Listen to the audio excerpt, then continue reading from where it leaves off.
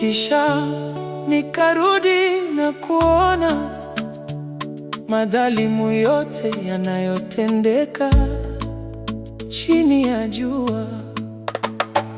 Natazama machozi yao waliodhulumiwa, ambao walikuwa hawana mfariji, na upande wa wale waliowadhulumu kulikuwa na uwezo,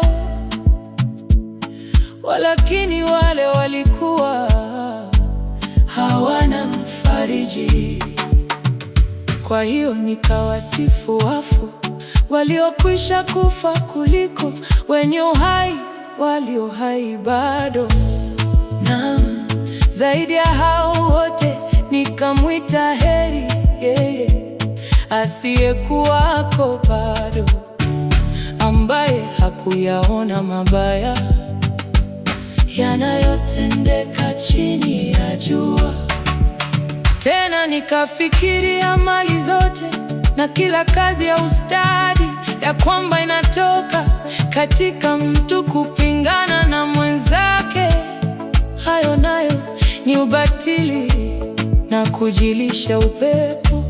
Mpumbavu ikunja mikono yake, naye hula chakula chake mwenyewe. Heri konzi moja pamoja na utulivu kuliko konzi mbili pamoja na taabu na kujilisha upepo. Kisha nikarudi tena na kuona ubatili chini ya jua. Kuna mtu aliye peke yake, wala hana wapili wake, na hana mwana wala ndugu. Hata hivyo mali yake haina mwisho, wala macho yake hayashibi. Utajiri basi asema, ni kwa ajili ya nani nafanya kazi na kujinyima nafsi yangu mema? Hayo nayo ni ubatili, naam, ni tabu kubwa. Afadhali kuwa wawili kuliko mmoja. Mwana wapata ijara njema kwa kazi yao, kwa maana wakianguka mmoja wao atamwinua mwenzake. Lakini ole wake aliye peke yake angukapo, wala hana mwingine wa kumwinua. Tena wawili wakilala pamoja, hapo watapata moto. Lakini mmoja aliye peke yake tu awezaje kuona moto?